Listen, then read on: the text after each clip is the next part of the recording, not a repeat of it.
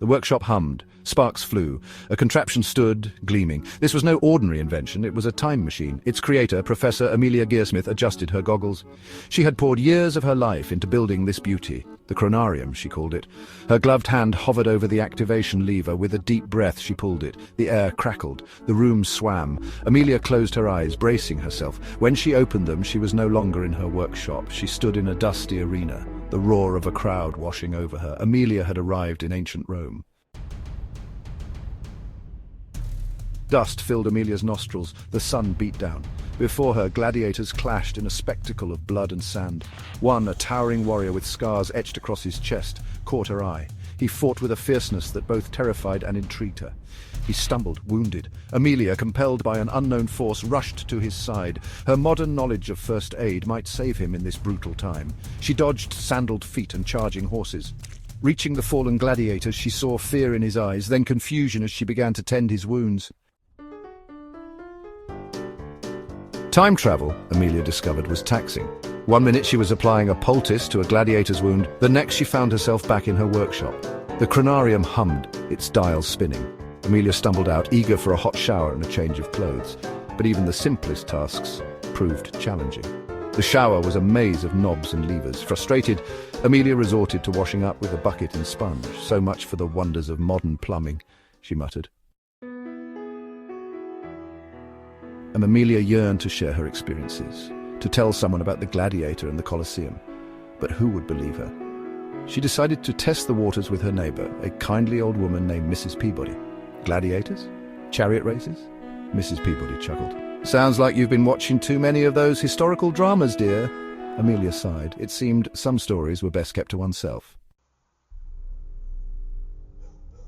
Section 5, Dawn of the Droid Age. The chronarium beckoned once more. This time Amelia set the dials for the future. She stepped into the shimmering portal and found herself in a gleaming metropolis. Towering skyscrapers piercing the clouds. Flying vehicles zipped through the air and robots went about their business. Amelia gaped at it all. The future was nothing like she had imagined. It was cleaner, more efficient, and far more overwhelming than she could have ever anticipated. A friendly droid, sensing her confusion, approached, offering assistance in a chirpy, synthesized voice. Section 6. When in Rome, order pizza. The future, while impressive, wasn't without its quirks. Amelia quickly discovered that the food dispensers offered a bewildering array of options, none of which resembled anything she recognized as edible. Longing for a simple slice of pizza, she resorted to searching for something, anything familiar. To her relief, she stumbled upon a pizzeria, a beacon of familiarity amidst the futuristic landscape.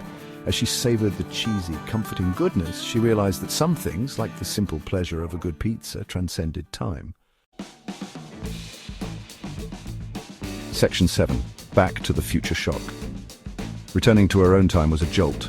The familiar surroundings of her workshop seemed strangely quiet, almost stifling after the vibrancy of the future.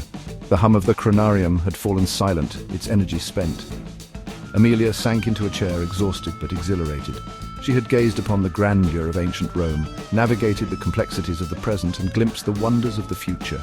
The experiences had changed her, broadened her perspective, and left her with a profound sense of wonder. Section 8. The echoes of time. The memories of her journey lingered, vivid and surreal. The clash of swords in the Colosseum, the bewildered look on Mrs. Peabody's face, the taste of futuristic pizza. Each experience was a thread woven into the tapestry of her memory. Amelia ran her fingers over a small, smooth stone she had picked up in the Colosseum, a tangible reminder of her adventure. Time, she realized, was not a straight line, but a vast, interconnected web, and she had been privileged to glimpse its intricate patterns. Section 9. A moment in time. Life returned to a semblance of normalcy, but Amelia was forever changed. The mundane seemed less ordinary, the everyday miracles more apparent. She carried the spirit of adventure in her heart, a newfound appreciation for the preciousness of each passing moment. And so, Amelia Gearsmith, the time traveler, continued her journey not through time but through life, her heart overflowing with wonder and gratitude for the extraordinary gift of each fleeting moment. The chronarium stood silent, its work done, a testament to the enduring human spirit of curiosity and the boundless possibilities that lay beyond the realm of the ordinary.